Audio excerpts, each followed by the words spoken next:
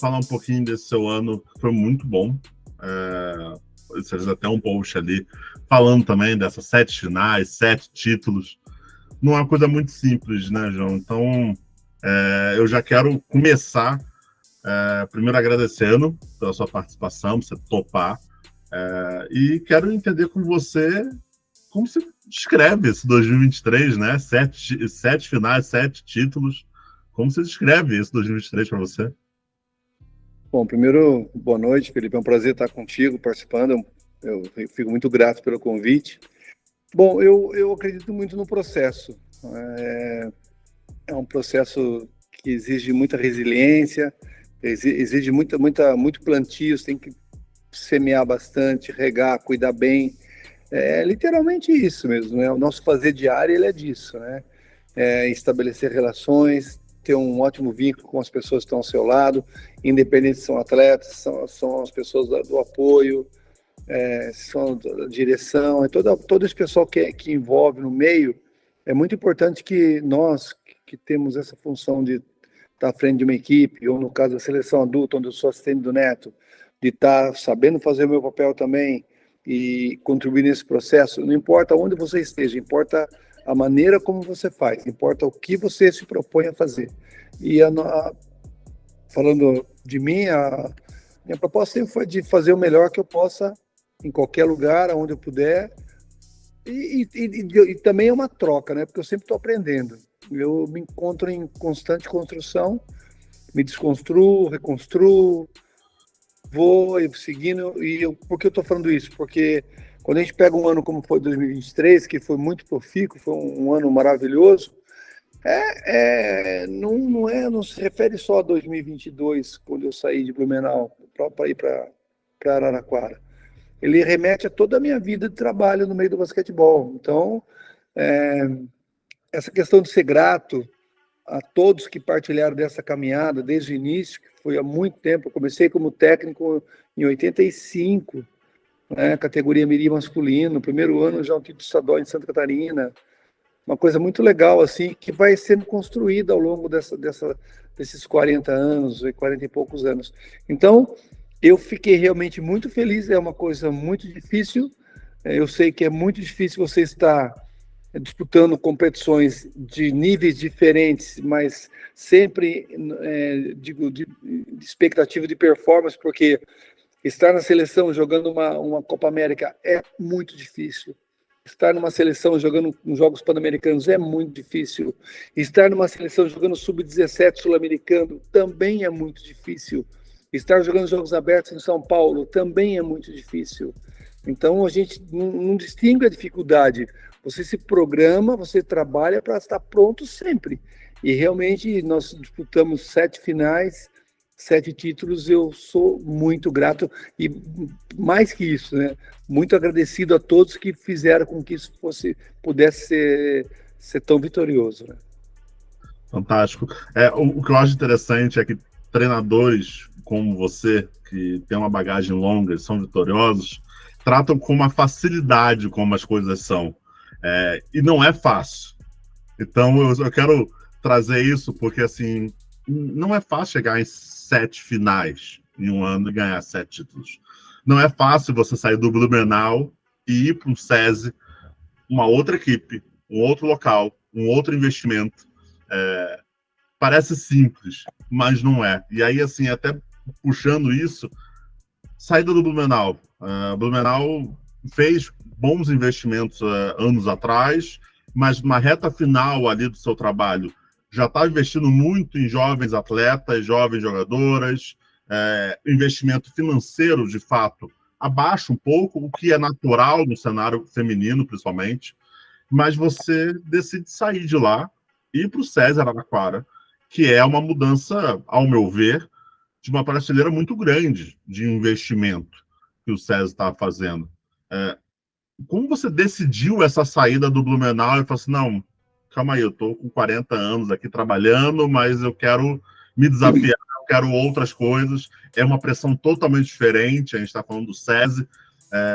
Como foi a sua escolha para a saída do Blumenau e chegada no SESI? Felipe, a tua pergunta é muito boa, porque tem a ver com o desafio. Eu falo para as pessoas mais próximas, vou partilhar com você, que eu fiz o caminho inverso, né? Todo mundo, quando chega numa situação, eu com 60 anos, aposentado como professor, continuei trabalhando como técnico e tendo uma carreira realmente vitoriosa no Estado, né? No Estado que me deu essa condição. Por isso eu sou muito grato a todos que partilharam comigo dessa caminhada em Santa Catarina. Mas Santa Catarina, por exemplo, os Jogos Abertos, ele tem uma visibilidade muito grande. E o Campeonato Catarinense também é muito forte, mas os Jogos Abertos teve uma vinculação política muito grande durante muito tempo, os Jogos Abertos. E, para resumir, nós fizemos em 15 anos 15 finais e ganhamos 13. Então, nós conquistamos uma hegemonia, nós demos um salto de qualidade e acredito que nós ajudamos o basquetebol feminino a evoluir, a crescer. Perdão. Quando nós, em 2021, fizemos uma campanha maravilhosa, vindo de uma situação diversa da nossa não ida para os Jogos por uma recomendação médica, não foi por escolha nossa, e sofremos o revés do WO, foi muito difícil. Acho que foi uma das vitórias mais marcantes da nossa vida, porque foi através de muita diversidade. E ao final da Liga Nacional, nós sendo vice-campeões da LBF, eu olhei o cenário e pensei, poxa, acho que já dei minha cota de colaboração aqui. E estou saindo, deixando um legado bacana aqui, com pessoas boas, e pessoas, a própria Bruna, eu indiquei, falei, a Bruna é minha assistente, eu acredito que ela tem todas e tem as condições de continuar, de seguir. Então isso foi uma coisa quando eu falo que é difícil sair do seu castelo, né? Todo mundo nessa faixa etária já está encastelado, já tem o seu nicho, já fechou, falou, estou bem, não quero, ninguém mexe comigo. Eu fiz realmente eu fui um ponto muito fora da curva mesmo, concordo, de falar, não, eu quero me desafiar, eu quero ir para um lugar que eu não conheço ninguém, poucas pessoas, vou implementar um conceito de jogo que não existia aqui, atletas que tiveram que, no começo, ficaram um pouco inseguras, e aí é um processo de construção diário, né? Esse é um processo eu falo para elas, colocar um tijolinho a cada dia, confie no processo. Então, o primeiro ano de 2022 foi muito bom, eu não vou dizer que nós tropeçamos, nós deixamos de seguir, perdemos para Campinas na semi, que fez a final com o Sampaio, que o Sampaio foi campeão, e nós lideramos a competição toda. Então, se a gente olhar, depende de como você enxerga. Eu olhei para trás e falei assim, nós estamos no caminho certo. Nós não estamos fazendo errado. Uhum. Eu até cito o Ricardo Borin, que é um coach que sempre ele dá esse suporte para a seleção, ele tem algumas falas que marcam a gente. E uma que ele falou era isso, ele falou assim, vamos fazer um estudo, se você está falando em alta performance, em resultado, alta performance, você está falando em intensidade. Se você não jogar com intensidade hoje, não importa a modalidade. Vamos pegar o basquete, que é a nossa modalidade. Se você não fizer em alta intensidade, você não tem resultado. Digamos que está no resultado, está competindo. Perdeu. Você olha, como é que foram os seus treinos? Alta intensidade. Como é que foi o seu volume de trabalho? Forte, intenso. Perdemos? Continue. Porque você remete para o seu local de treinamento. Você sempre remete ali. Então, se uma equipe perdeu um jogo, não quer dizer que ela está fazendo errado. Nós perdemos uma vaga para a final contra o Campinas, e em seguida a equipe já precisava, eu acho, disso mesmo. A equipe jovem, embora com uma mescla boa, mas uma equipe de competição e de serem protagonistas, ainda não tinha o casco, não tinha não estavam muito preparados com a armadura pronta. Aí, em seguida, jogamos o Paulista, que é um mini LBF, que tem 6 equipes, 5 equipes da LBF que estavam no Paulista. Nós ganhamos de forma invicta o ano retrasado. Já deu aquela sensação de que não é que tem que validar, mas nós estamos fazendo a coisa certa. Nós terminamos esse ano, Felipe, agora eu vou, salvo engano, com 95 jogos e 85 vitórias. De 2 anos, né? No período de 2 anos. Sim. Foram mais de 500 treinos, né? foram 90% de aproveitamento, 89%. É muita coisa. Quando você fala assim, eu concordo contigo, não é tão fácil. Mas, assim, da maneira como a gente fez, construindo diariamente, dando esse suporte para as meninas, para que elas se sentissem validadas, se sentindo seguras, aí isso é muito importante. Estou me alongando muito, desculpa. Não, relaxa, não, perfeito, cara, pode falar, fica à vontade. Não, acho fantástico, acho fantástico. Eu acho realmente que é isso. Para você é muito natural, é muito fácil, você vê esse processo acontecendo. Na verdade, você consegue já vislumbrar ali na frente que construindo nesse sentido vai dar um bom resultado lá na frente. Isso é uma experiência que só com o tempo vai te dar. Talvez o técnico novo não tenha essa experiência, não pegue esse ritmo. Agora, brilhando no SESI, a seleção brasileira é um caminho natural. Sei que você já faz um bom trabalho na base há algum tempo, e aí eu quero falar um pouquinho de base mesmo. Você está ali, sub-17, sub-18, essas jovens atletas, com a sua experiência. A gente conseguiu bons resultados, mas a gente tem um déficit, de uma forma geral, de campeonatos estaduais acontecendo, e isso diminui também a quantidade de atletas reveladas. Isso diminui o material humano que você tem para atrapalhar. A gente acaba chegando no feminino principal, tendo que chamar as mesmas atletas, não que elas não mereçam, mas é porque a gente acaba não tendo outras atletas que disputem esse espaço. Como é que você enxerga hoje o cenário nacional de formação desse basquete feminino? Você acha que está melhorando? Está igual como era 5 anos atrás, 10 anos atrás? Você acha que tem alguma projeção de evolução? Uma pergunta muito difícil, mas assim, eu não gosto de falar que eu acho. Vamos lá, então. O cenário que eu vejo não é um cenário, embora nós estejamos vencendo e ganhando, eu vejo com preocupação, porque eu vejo que nós estamos vencendo e ganhando apesar de uma falha no processo de formação. Nós temos um processo de formação que é falho, e isso remete a não termos os melhores profissionais na base para podermos criar essa condição de aumentarmos o número de participantes. Isso também, o número de equipes que jogam os campeonatos ou as competições são menores porque o número de praticantes é menor. Então, o nosso desafio ele é focado no que esses resultados que a seleção obteve, que o SESI obteve, que a gente está trabalhando para isso, é que isso, de alguma forma, influa e ajude no desenvolvimento da modalidade. Como? Contagiando mais meninas. Como? Que as pessoas que querem trabalhar com basquetebol procurem melhorem a sua formação, busquem informação. Vou dar um exemplo para você. Todas as vezes que a seleção se apresenta para treinamento, eu vou falar no ambiente também que eu faço parte, que é um privilégio, na verdade, sempre o local de treinamento é aberto. Poucos técnicos aparecem, e é divulgado, e é promovido. Então, assim, vai muito também do interesse das pessoas que querem buscar. Quando eu falo a você que eu saí de Blumenau, eu joguei, Felipe, minha vida inteira eu trabalhei com sistema fechado de jogo, que era a referência que eu tinha. Em 2018, eu tive uma oportunidade de viajar para a China, ficamos 30 dias, 21 dias em competição na China, junto com o Rodrigo Barbosa, técnico Caxias, né? Um grande amigo. E ele estava implementando um conceito de jogo meio misto, um pouco fechado e um pouco algumas coisas de um jogo mais aberto, mais com tomar decisão.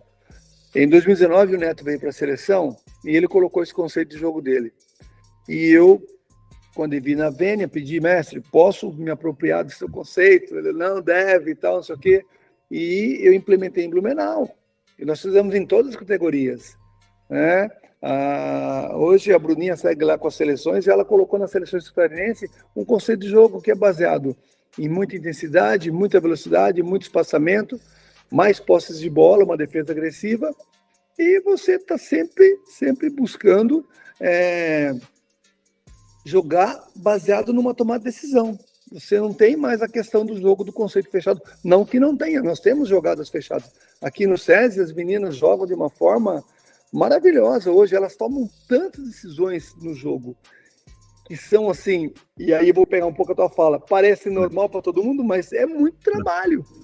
E elas reagem, elas tomam decisões maravilhosas. A gente vai fazer edição de vídeo, tem 300 coisas que elas fazem maravilhosamente bem. E são coisas que não faziam antes. Por quê? Porque o conceito de jogo ajuda, porque a preparação física ajuda, porque elas, como atleta, entenderam que elas têm que se preparar melhor, entregar mais. Por isso que a gente consegue ter resultados na seleção, e estamos tendo no SESI também com esse conceito de jogo, esse modelo de jogo, e isso está à disposição tá de todos. Então, assim, acho que mais pessoas podem se interessar, tomara que se interessem, busquem mais informação, e isso sempre é ofertado no caso da seleção brasileira. É ofertado, lógico, tem os horários de treinamento, tem o que é, o que não é, que pode ser visto, filmado, depende do que é, mas isso é um ajuste normal, mas o principal é que o profissional esteja lá com a ânsia de aprender. Não que nós sejamos o dono da verdade. Não é isso. Não é isso. É que nós acreditamos, e eu acredito, Neto passou isso para nós acreditamos piamente que isso dá certo. E trabalhamos para isso. Porque as equipes na Europa, as equipes na Canadá, que subiu muito, na Espanha, as equipes da Austrália já fazem, mas enfim, a França, essas equipes todas jogam, a Sérvia, um conceito de jogo com uma decisão e uma intensidade muito grande. Então não é uma novidade, mas é como você aplica, é como você executa todo dia. É realmente um tijolinho colocado dia após dia. Então, o que tem que ter com isso? Tem que ter uma pessoa disposta a aprender, disposta a buscar informação e principalmente a trabalhar com muita seriedade, com muito empenho. Eu brinco com as meninas, pode ficar chateado comigo, eu pego no pé de vocês, eu cobro, mas olhem para trás. Olhem para trás, vejam onde é que vocês estavam e onde vocês estão. Olhem o que vocês evoluíram. E não tem a ver comigo, tem a ver com todo o processo de trabalho que é implementado por todos. E é uma relação maravilhosa, porque é um ganha-ganha cada dia. Uma quer aprender mais, quer se esforçar mais, quer entregar mais. E isso, o grupo ganha muito com isso. Para resumir, é isso. Qual é a nossa solução? Termos mais formadores, melhorarmos, capacitarmos os formadores para que tenhamos os melhores profissionais na base e que com isso a gente consiga, através das parcerias municipal, principalmente com os clubes e os seus municípios, massificar, fazer multiplicar essas ações e mais meninos venham a jogar basquetebol. Fantástico, eu vou aproveitar, e aí você pode até não responder a pergunta, fique à vontade, mas é que você trouxe um ponto que o Neto já me falou pelo menos 2, 3 vezes em entrevistas, que é, olha, a gente está sempre aberto ali, a gente sempre treina, a gente sempre convida, acaba não aparecendo, às vezes, por mesmo distância, né? Então, pensa, às vezes um treinador do Sampaio Corrêa, que não é o caso agora, mas às vezes fica muito longe, então essa distância é difícil. Mas, de uma forma geral, está muito aberto para os treinadores. Isso é uma preocupação, além das jogadoras, me preocupa também essa parte de treinamento. E aí eu concordo muito com você. Acho que é uma evolução constante. Não tem muito para onde fugir. Até pouco tempo atrás, você está vendo o Greg Popovich dando aula e sentando na cadeira para poder aprender. Greg Popovich, no masculino. Então, assim, é uma evolução constante. Já que a gente não tem, assim, a gente tem uma dificuldade de material humano. Eu acho que isso é claro no feminino. A minha preocupação é João Camargo daqui a 80 anos para de treinar. José Neto daqui a 80 anos para de treinar. Como a nossa geração está vindo? Essa uma preocupação. Você enxerga que a gente ainda precisa realmente evoluir de uma forma geral, do treinador, buscar essa evolução de estudo, e claro, aí eu vou até fazer aqui um parêntese, porque você trabalha numa boa equipe, tem várias ótimas equipes, mas a gente sabe também que os treinadores às vezes fazem dupla ou tripla função, como um outro gestor financeiro, essa também. Então, E isso, obviamente, tira tempo do treinador. É natural isso. Mas você enxerga que a gente precisa evoluir cada vez mais. A gente está um passo atrás, que eu falo assim, cenário sul-americano, João, a gente sabe que no feminino a gente tem boas jogadoras, a gente tem boa estatura, físico muito melhor do que a Argentina de uma forma geral, de México de uma forma geral. No feminino, diferente do masculino, no feminino o nosso olhar é para a Europa, o nosso olhar é Sérvia, nosso olhar é França, nosso olhar é Japão. A gente não olha mais sul-americano porque hoje não é mais o nosso alvo. Você acha que a gente está engatinhando nessa evolução de treinadores nesse meio tempo? A gente precisa evoluir mais ainda? Eu tenho certeza disso, mas vai muito do que você enxerga da tua necessidade.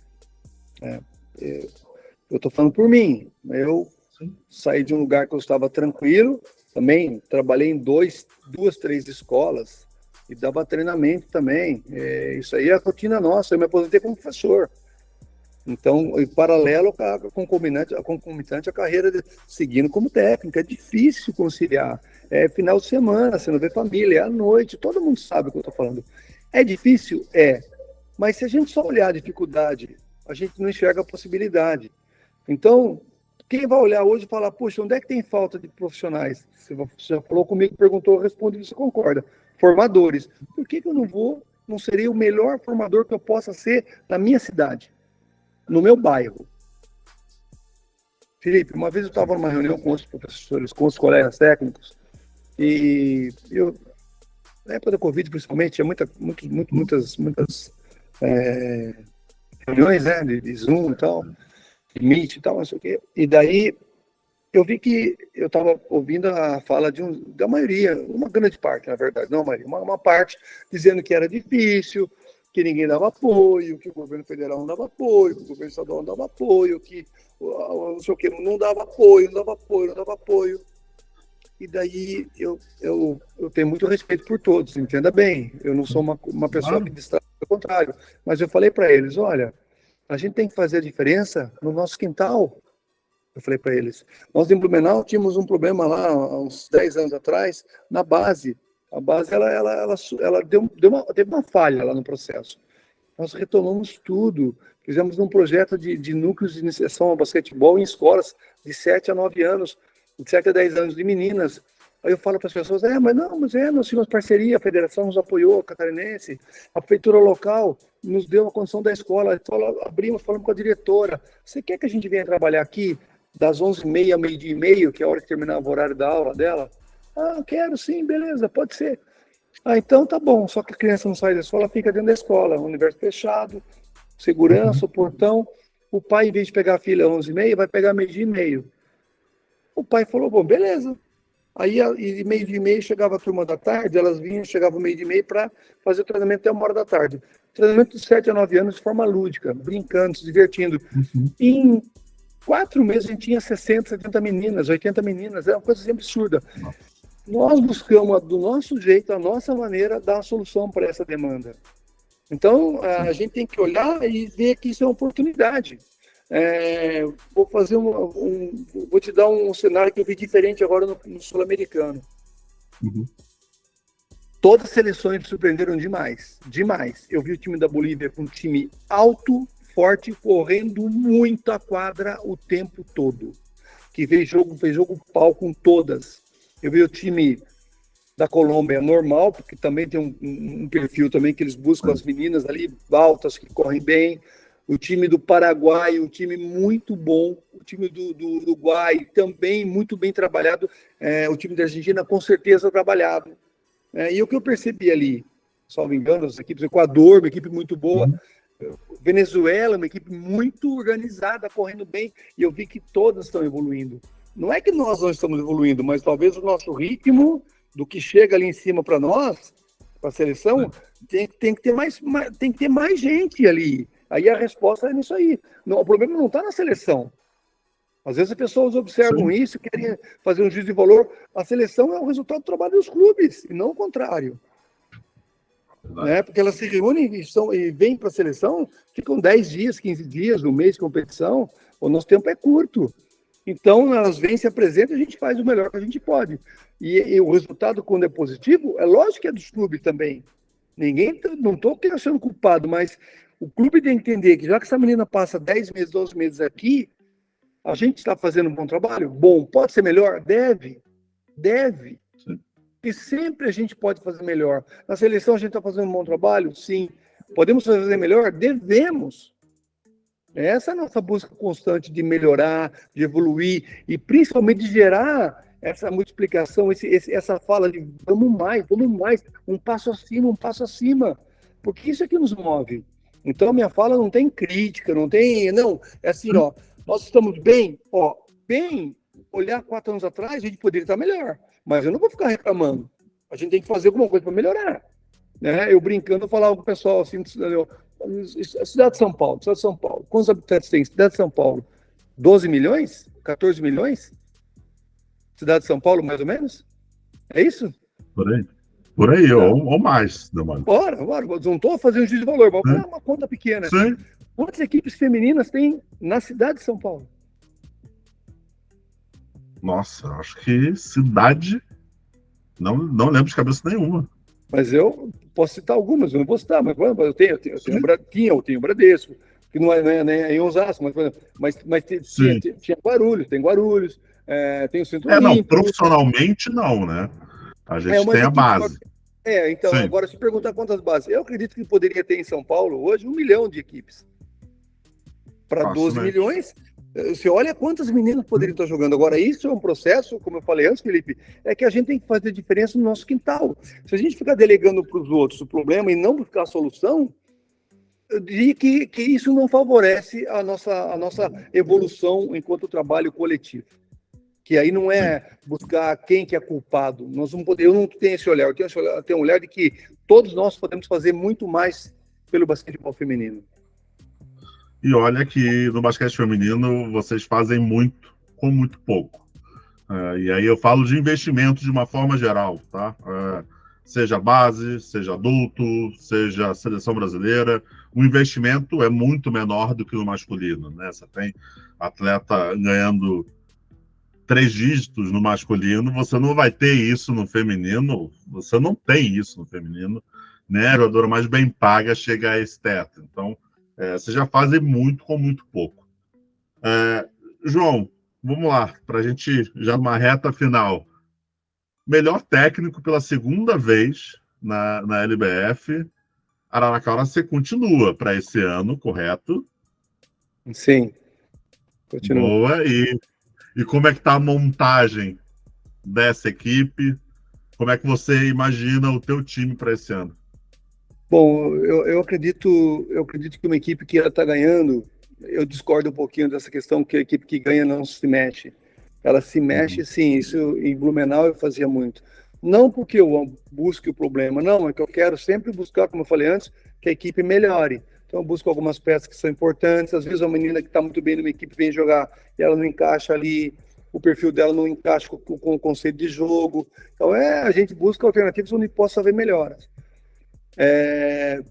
Mas também a gente ninguém aqui é louco, fala, não, o grupo que está vencendo pelo segundo ano, uma grande base que está junto, é o que faz isso acontecer. Porque o nosso time, a nossa equipe, que é um time, né, mas ela se vale da sua coletividade. Ela não se vale da sua individualidade. Todas se doam além do que podem individualmente para que isso possa repercutir coletivamente. Então, isso é uma coisa interessante também, e eu estou falando para você, uma coisa que parece óbvia, mas a gente tem que falar o óbvio, às vezes tem que ser dito. A minha filha fala isso. Pai, às vezes o óbvio tem que ser dito. É verdade. A gente ganha pelo coletivo, então é óbvio que essa base vai ser mantida, porque elas trabalham e trabalharam muito para merecer isso também. E nada mais justo do que a gente poder falar junto à direção do SESI para que se mantenha essa equipe. É óbvio que algumas mudanças acontecerão e é natural do processo, mas a base vai ser mantida. A gente espera um ano, diria, bem disputado também. Vamos esperar ainda finalizar, mas eu acredito que vai ser um ano diferente do ano passado e desse ano. Acho que vai ter não que eu diga que vai acontecer, mas pela montagem de equipe, o nosso mercado ele é um pouco mais exíguo, ele é um pouco mais enxuto. Então, eu acredito que isso também vai fazer com que algumas equipes não consigam ter as peças que gostariam para poder melhorar um pouquinho o seu plantel. Mas eu vejo isso mesmo. Mas eu faço uma brincadeira, eu sou brincalhão, eu estou sempre com todo respeito, é óbvio, né, Felipe? Aí um dia o Cavaco, que é o gestor de SESI, trabalhamos junto, ele agora foi transferido, mas ele falava assim, porra, Camargão, porra, ganhou mais uma. Eu falei, cara, eu sou o Leverkusen do basquete, cara. É burro com sorte. Você dá muita risada. Eu faço uma brincadeira com isso, que a gente brinca, sabe? É que a gente trabalha muito. Todo mundo trabalha, eu não dizendo que não. Mas eu posso dizer a você que eu acho que mais que a gente, ninguém trabalha. Eu respeito o trabalho de todo mundo, e todo mundo que conhece sabe disso. Eu respeito o trabalho das atletas, das equipes. Sempre tenho uma fala positiva para todo mundo, porque é assim que a gente consegue evoluir o basquetebol enquanto modalidade.